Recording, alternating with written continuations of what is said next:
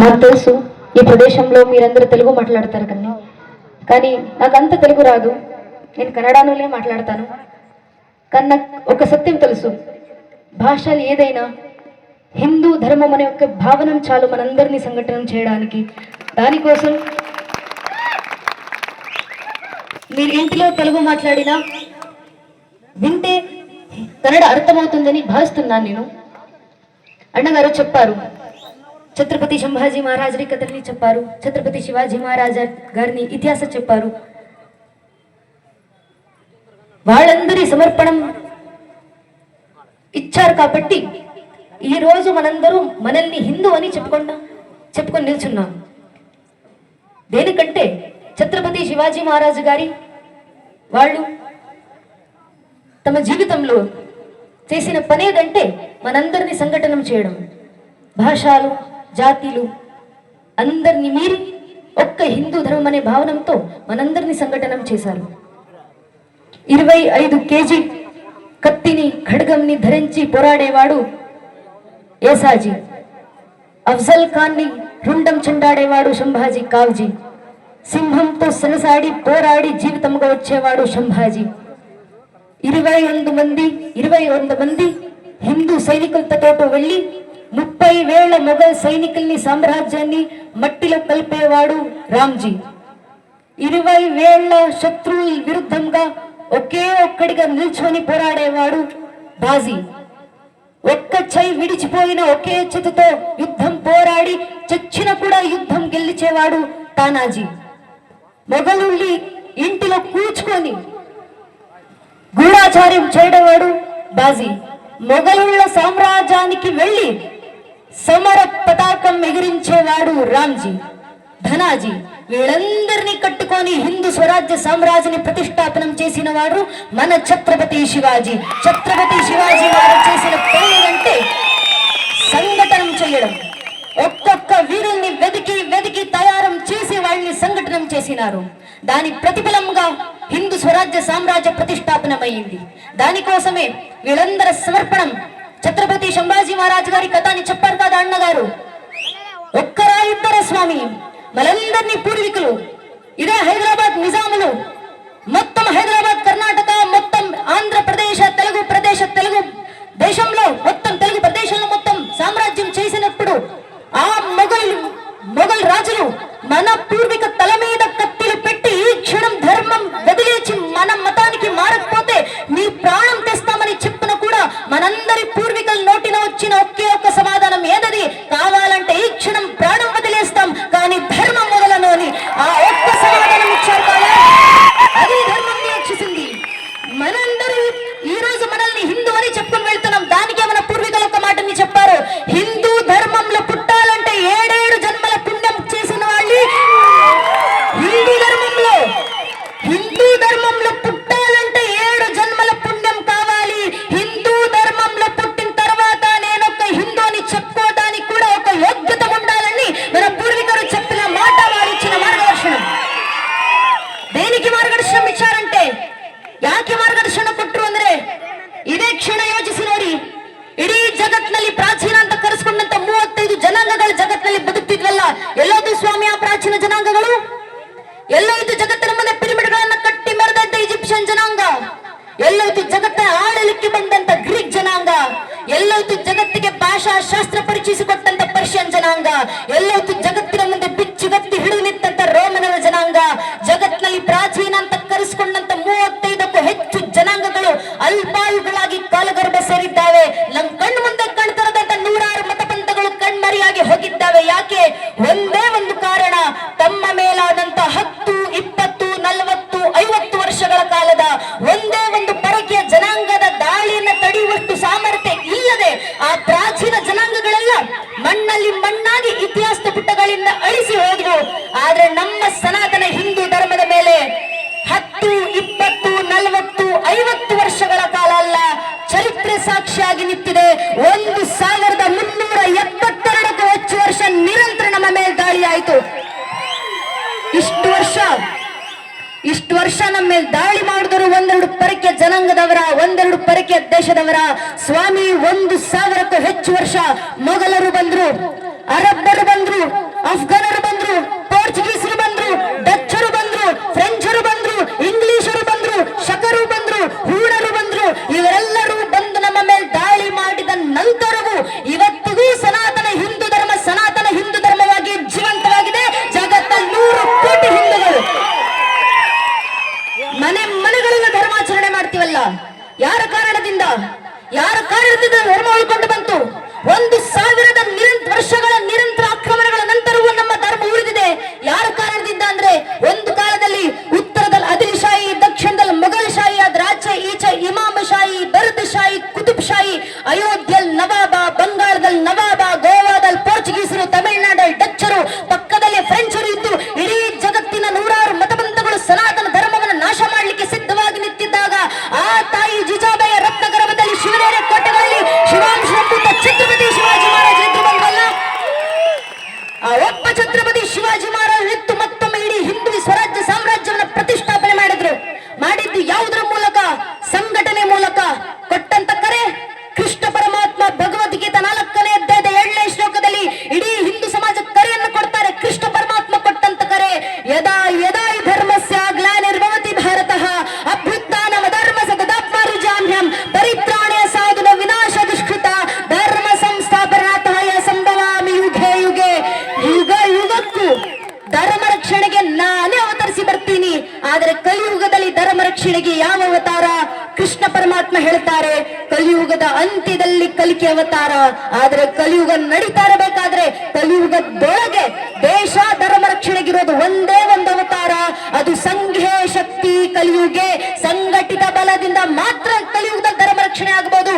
ಆದ್ರೆ ನಮ್ಮ ದೌರ್ಭಾಗ್ಯ, ಹೇಳ್ಕೊಳ್ಳಿಕ್ಕಿದ್ದೀವಿ ಜಗತ್ನಲ್ಲಿ 100 ಕೋಟಿ ಹಿಂದೂಗಳ ಜನಸಂಖ್ಯೆ ಸ್ವಾಮಿ, ಆದ್ರೆ ಅದ್ರಲ್ಲಿ ಒಬ್ಬ ಹಿಂದುವಿನ ಮುಂದೆ ನಿಂತಿವತ್ತು ನೀನ್ ಯಾರಪ್ಪ, ನೀನ್ ಯಾವ ಸಮಾಜಕ್ಕೆ ಸೇರಿದವನು, ನಿನ್ನ ಪರಿಚಯ ಏನು ಅಂತ ಪ್ರಶ್ನೆ ಮಾಡಿದ್ರೆ ಹಿಂದುವಿನ ಬಾಯಿನಲ್ಲಿ ಧರ್ಮದ ಹೆಸರು ಬರೋಕು ಮುಂಚೆ ಜಾತಿ ಹೆಸರು ಬಂದಿರುತ್ತೆ.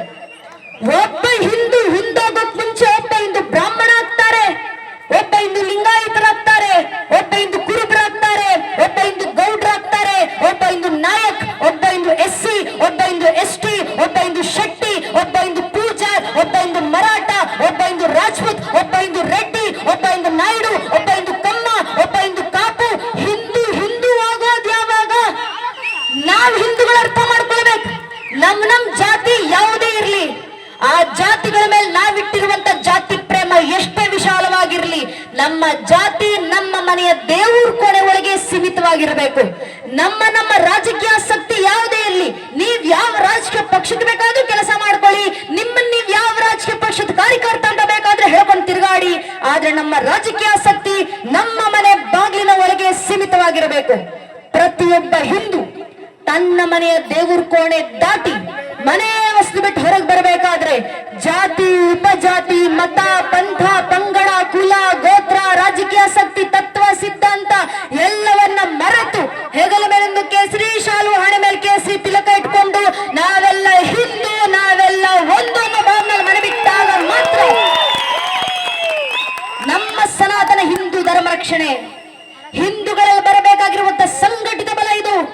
ಈ ಸಂಘಟಿತ ಬಲ ಒಮ್ಮೆ ಹಿಂದೂ ಸಮಾಜದಲ್ಲಿ ಬಂದ್ರಿ ಜಗತ್ತಲ್ಲಿ ಎಂತೆಂತ ಬದಲಾವಣೆಗಳನ್ನು ತರಬಹುದು. ನಾವು ಛತ್ರಪತಿ ಶಿವಾಜಿ ಮಹಾರಾಜರು ಜೀವಂತ ಸಾಕ್ಷಾತ್ ತೋರಿಸಿಕೊಟ್ಟಿದ್ದಾರೆ. ಒಂದು ಸಮಯದಲ್ಲಿ ಕವಿಗಳು ಬರೀತಾರಲ್ಲ, ಮಾತಿರದ ಕಂಠದೊಳು ಬೈಬಿದ ಭಾವದೊಳು ಹಿಂದೂ ಬಂಧುಗಳೆಲ್ಲ ಹರಿದು ಹಂಚಿರಲು ವರುಷ ಸಹಸ್ರದಿಂದ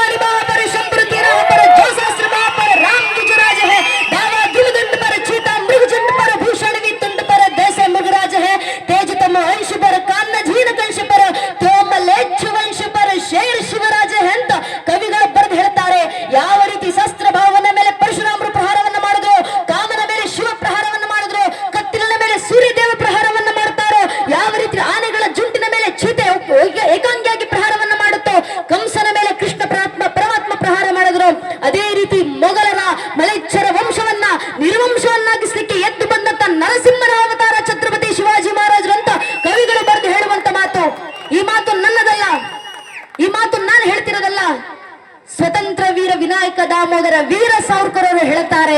ವೀರ ಸಾವರ್ಕರ್ ಅವರು ಮರಾಠಿನಲ್ಲಿ ಛತ್ರಪತಿ ಶಿವಾಜಿ ಮಹಾರಾಜಿಗೆ ಆರತಿ ಗೀತೆಯನ್ನ ಬರೆದು ಹೇಳ್ತಾರೆ.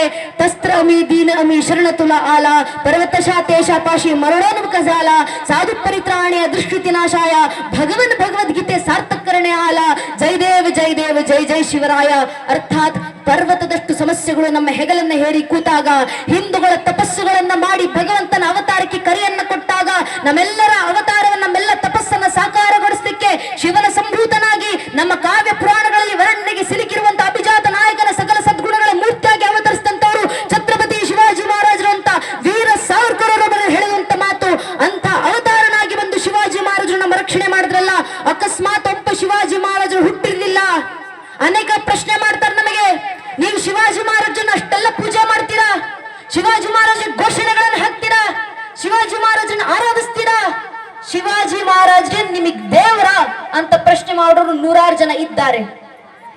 ಶಿವಾಜಿ ಮಹಾರಾಜರು ಬಹುಶಃ ದೇವರಲ್ಲದೆ ಇರಬಹುದು, ಆದ್ರೆ ಜಗತ್ತಿನಲ್ಲಿ ಇವತ್ತಿಗೂ 100 ಕೋಟಿ ಹಿಂದೂಗಳು ಮುಕ್ಕೋಟಿ ದೇವರುಗಳನ್ನ ಮನೆಗಳಲ್ಲಿ ಪೂಜೆ ಮಾಡ್ತೀವಂದ್ರೆ ನಮ್ಮ ಮುಕ್ಕೋಟಿ ದೇವರುಗಳ ರಕ್ಷಣೆ ಮಾಡಿಕೊಟ್ಟಿದ್ದು ಛತ್ರಪತಿ ಶಿವಾಜಿ ಮಹಾರಾಜರು. ಆದ್ರಿಂದ ಅವ್ರು ನಮಗೆ ದೇವರ ಸಮಾನದಲ್ಲಿ ನಾವು ಆರಾಧನೆ ಮಾಡ್ತೀವಿ ಅವರನ್ನು. ಒಬ್ಬ ಶಿವಾಜಿ ಮಹಾರಾಜ್ ಹುಟ್ಟಿರ್ಲಿಲ್ಲ ಅಂದಿದ್ರೆ ನಮ್ಮ ಪರಿಸ್ಥಿತಿ ಏನಾಗಿರ್ಬೇಕಿತ್ತು?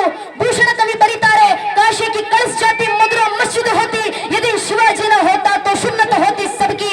ಒಬ್ಬ ಶಿವಾಜಿ ಮಹಾರಾಜ್ ಹುಟ್ಟಿರ್ಲಿಲ್ಲ ಅಂದಿದ್ರೆ ಇವತ್ತು ಕಾಶಿ ಕಲಶಹೀನವಾಗಿರ್ತಿತ್ತು, ಮಧುರ ಮಸೀದಿ ಆಗಿರ್ತಿತ್ತು. ಶಿವಾಜಿ ಮಹಾರಾಜ್ ಹುಟ್ಟಿರ್ಲಿಲ್ಲ ಅಂದಿದ್ರೆ ಎಲ್ಲ ಹಿಂದೂಗಳಿಗೂ ಇಸ್ಲಾಮಿಕ್ ಸಂಸ್ಕಾರ ಆಗಿರ್ತಿತ್ತು. ಭೂಷಣ ಎಂಬ ಕವಿ ಬರೆದು ಹೇಳಿದಂತ ಭವಿಷ್ಯವಾಣಿ ಅಂತ ಸವಿದ ಶಿವಾಜಿ ಮಹಾರಾಜರ ರಕ್ಷಣೆಯನ್ನು ಮಾಡಿಕೊಂಡು ಬಂದ್ರು. ಯಾವುದೋ ಒಬ್ಬ ಯುವಕ ಎದ್ದಿದ್ದಾನಂತೆ, ರಾಜಮನೆತನದವಲ್ಲಂತೆ, ಸೇನೆ ಕಟ್ಟಿಕೊಂಡಿಲ್ವಂತೆ, ಕಾಟಲ್ಲಿ ಆಟಾಡ್ತಿದ್ದಂತ ಮಾಳವಿಪುರ ಹುಡುಗರಿಗೆ ಆಟ ಆಡಿಸ್ತಾ ಧರ್ಮ ಜಾಗೃತಿಯನ್ನು ತುಂಬಿಸಿ ಆ ಹುಡುಗರನ್ನ ಸಂಘಟನೆ ಮಾಡಿ ಇಡೀ ಮೊಘಲ್ ಸಾಮ್ರಾಜ್ಯವನ್ನು ಎದುರಾಕೊಂಡಿದ್ದಾನಂತೆ. ಹಿಂದೂ ಸ್ವರಾಜ್ಯ ಸಾಮ್ರಾಜ್ಯ ಸ್ಥಾಪನೆ ಮಾಡಿದಂತ ಕನಸನ್ನು ಕಂಡಿದ್ದಾನಂತೆ. ಛತ್ರಪತಿ ಶಿವಾಜಿ ಮಹಾರಾಜರ ಕಥೆಗಳು ಎಲ್ಲರೆಡೆ ಹರಡಿದವು. ಬೆಳೀತಾ ಬೆಳೀತಾ ಶಿವಾಜಿ ಮಹಾರಾಜರು 16ನೇ ವಯಸ್ಸಿಗೆ ಮೊಘಲರ ವಿರುದ್ಧ ಯುದ್ಧಕ್ಕೆ ನಿಂತು ತೋರಣಗಳ ಕೋಟೆಯನ್ನು ರಾಜಮುದ್ರೆಗಳು, ಒಂದು ಕೈಲಿ ಜಗದಂಬ, ಮತ್ತೊಂದು ಕೈಗೆ ತುಳಜ ಭವಾನಿ ಎಂಬ 2 ಖಡ್ಗಗಳು, ಕಂಚಿನ ದೇಹವನ್ನು ಹೊತ್ತು ಬರ್ತಿದ್ದಂತೆ ಶಿವಾಜಿ ಮಹಾರಾಜರು ಬಂದಲ್ಲೆಲ್ಲ ಇಡೀ ಹಿಂದೂ ಸ್ವರಾಜ್ಯ ಸಾಮ್ರಾಜ್ಯ ಹಿಂದೂ ಸಮಾಜ ಎದ್ದು ನಿಂತು ಅವರನ್ನ ಸ್ವೀಕರಿಸಿತು. ಗಲ್ಲಿಗಳಿಂದ ಶಿವಗರ್ಜನೆಗಳು ಕೇಳಿ ಬಂದವು.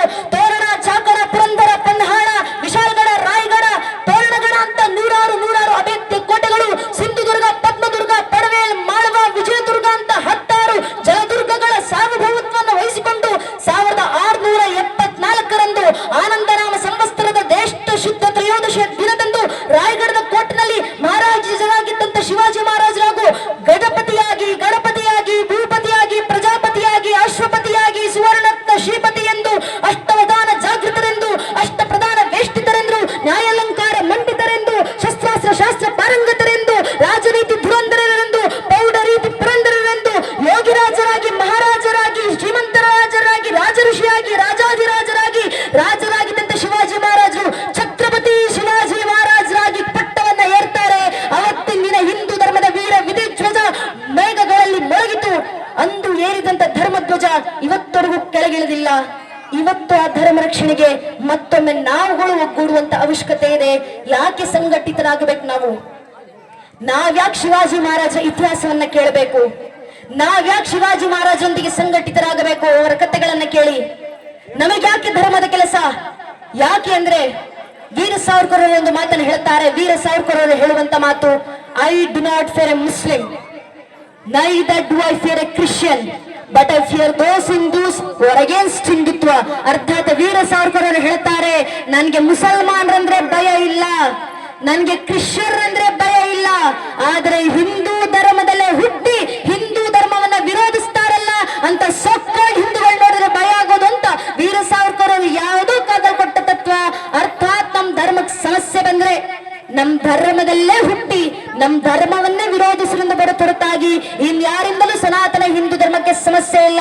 ಸ್ವಾಮಿ ಸಾವಿರಾರು ವರ್ಷ ನೂರಾರು ಜನಾಂಗಗಳ ಪ್ರಯತ್ನ ಪಟ್ಟು ಸನಾತನ ಹಿಂದೂ ಧರ್ಮ ಅಳಿಸಿ ಹೋಗೋದು ಬಿಡಿ, ಸನಾತನ ಹಿಂದೂ ಧರ್ಮವನ್ನ ಅಲುಗಾಡಿಸ್ಲಿಕ್ಕೂ ಯಾರಿಂದಲೂ ಸಾಧ್ಯ ಆಗಲಿಲ್ಲ. ಕಾರಣ ಇದು ಸತ್ಯ ಸನಾತನ ಧರ್ಮ. ಇದು ನಿತ್ಯ ನಿರಂತರ ಗಂಗೆಯಂತೆ ಪ್ರವಹಿಸುತ್ತೆ. ಆ ಸೃಷ್ಟಿ ಆದರಲ್ಲಿ ತಾಯಿ ಶಾರದೆ ಪ್ರಥಮ ವೀಣ ಜಂಕಾರ ಓಂಕಾರವಾಗಿ ಹೊರಬಂದು ಶಿವನ ಡಮರುಗಳಿಂದ ವ್ಯಾಕರಣದ ಸ್ವರೂಪವನ್ನು ಪಡೆದು ವೇದಗಳಾಗಿ ಮಾರುಕೊಂಡು ನಮ್ಮ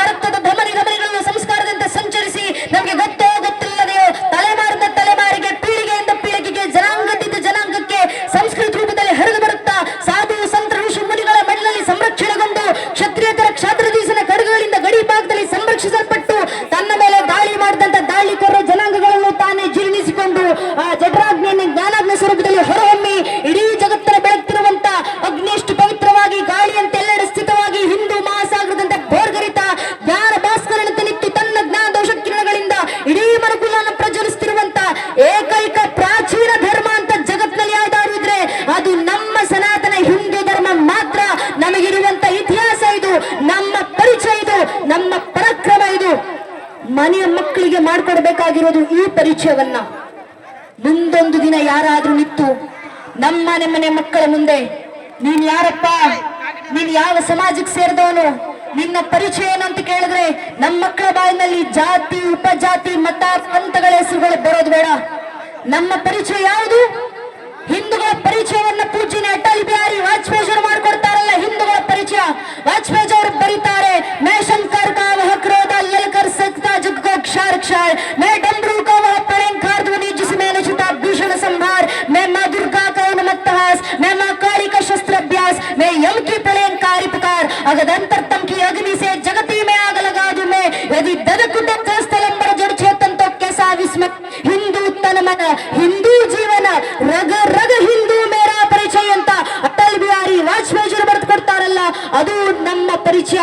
ಈ ಪರಿಚಯ ನಮ್ಮಲ್ಲಿ ಬರ್ದಿಲ್ಲ, ಈ ಸಂಘಟನೆ ಬಲ ಹಿಂದೂ ಸಮಾಜದಲ್ಲಿ ಬರ್ದಿಲ್ಲ. ಪರಿಸ್ಥಿತಿ ಏನಾಗುತ್ತೆ? ದೇಶ ಧರ್ಮ ಕಟ್ಕೊಂಡು ನನಗೇನು, ನಾನು ಯಾಕೆ ಸಂಘಟಿತವಾಗಬೇಕು, ನನ್ನ ಜಾತಿ ರಕ್ಷಣೆ ನಾನು ಮಾಡ್ಕೊಳ್ತೀನಿ, ಧರ್ಮ ರಕ್ಷಣೆ ಮತ್ತಾರು ಕಾರ್ಯಕರ್ತರು ಮಾಡ್ಕೊಳ್ತಾರೆ ಬಿಡಿ ಅನ್ನೋ ಭಾವನೆಯಲ್ಲಿ ಹಿಂದೂ ಸಮಾಜ ಇದ್ರೆ, ಇದೇ ಭಾವನೆ ಇದ್ದಿದ್ರಿಂದಲೇ 500 ವರ್ಷಗಳ ಹಿಂದೆ ಇದೇ ಹಿಂದೂ ಸಮಾಜ ಜಾವ ಬಿಟ್ಟು ಬರಬೇಕಾದಂತ ಪರಿಸ್ಥಿತಿ ಬಂತು.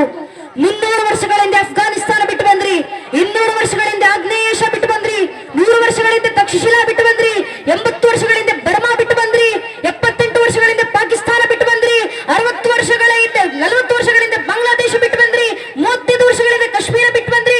ಇಷ್ಟೆಲ್ಲ ಆದ ನಂತರವೂ ಹಿಂದೂ ಸಮಾಜ ಸಂಘಟಿತವಾಗಿಲ್ಲ ಅಂದ್ರೆ ಇನ್ನು 20-25 ವರ್ಷದಲ್ಲಿ ಕೇರಳ ಬಿಡುವಂತ ಪರಿಸ್ಥಿತಿ ಬರುತ್ತೆ, 30-35 ವರ್ಷದಲ್ಲಿ ಅಸ್ಸಾಂ ಬಿಡುವಂತ ಪರಿಸ್ಥಿತಿ ಬರುತ್ತೆ, 40-45 ವರ್ಷದಲ್ಲಿ ವೆಸ್ಟ್ ಬೆಂಗಾಲ್ ಬಿಡುವಂತ ಪರಿಸ್ಥಿತಿ ಬರುತ್ತೆ.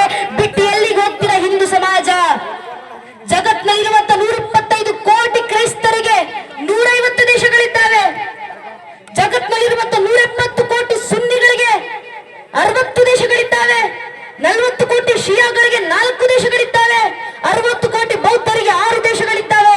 ಅಷ್ಟೇ ಯಾಕೆ, ಒಂದೇ 1 ಕೋಟಿ ಜನಸಂಖ್ಯೆ ಇರುವ ಯಹೂದಿಗಳಿಗೂ ತಮ್ಮದೊಂದು ರಾಷ್ಟ್ರ ಇದೆ, ಇಸ್ರೇಲ್. ಆದ್ರೆ ಜಗತ್ನಲ್ಲಿರುವಂತ 100 ಕೋಟಿ ಹಿಂದೂಗಳಿಗಿರೋದು ಒಂದೇ ಒಂದು ದೇಶ, ಅದು ನನ್ನ ದೇಶ ಭಾರತ ಮಾತ್ರ.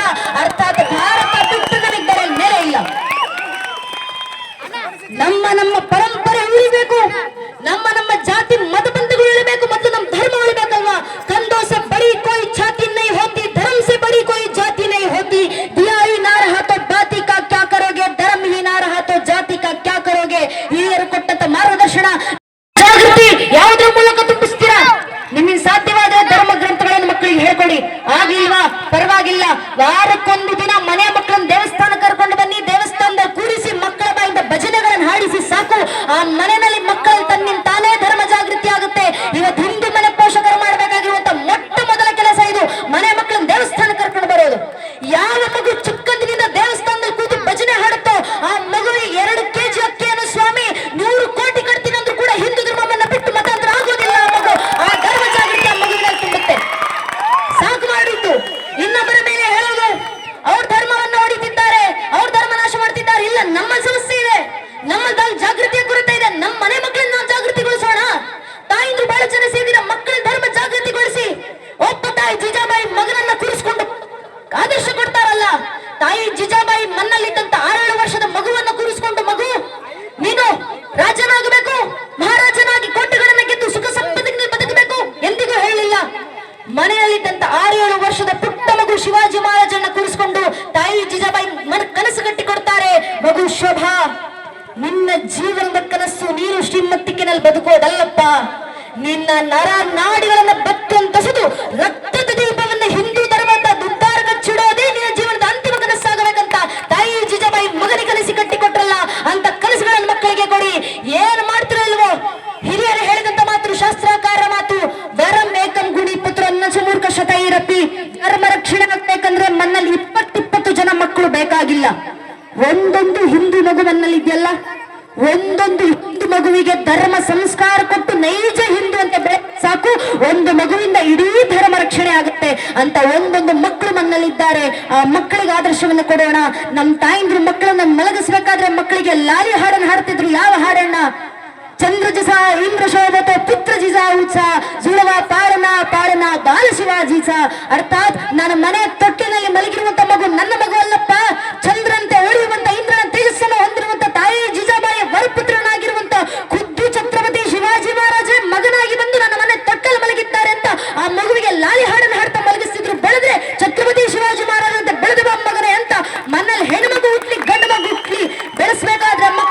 ಸಂಸ್ಕಾರ ಕೊಟ್ಟು ಬೆಳೆಸಿ ಮನೆ ಹೆಣ್ಮಕ್ಳನ್ನ ತಾಯಿ ಜಿಜಾಬಾಯಿ ಅಂತ ತಯಾರು ಮಾಡಿ, ಮನೆ ಹೆಣ್ಮಕ್ಳನ್ನ ಛತ್ರಪತಿ ಶಿವಾಜಿ ಮಹಾರಾಜನ ಗಂಡು ಮಕ್ಕಳನ್ನ ತಯಾರು ಮಾಡಿ, ನಮ್ಮ ಪರಂಪರೆ ಅದು. ನಮ್ಮನೆ ಹೆಣ್ಮಕ್ಳನ್ನ ಯಾವತ್ತಿಗೂ ಅಡಿಗೆ ಮನೆಗೆ ಸೀಮಿತ ಮಾಡಲಿಲ್ಲ.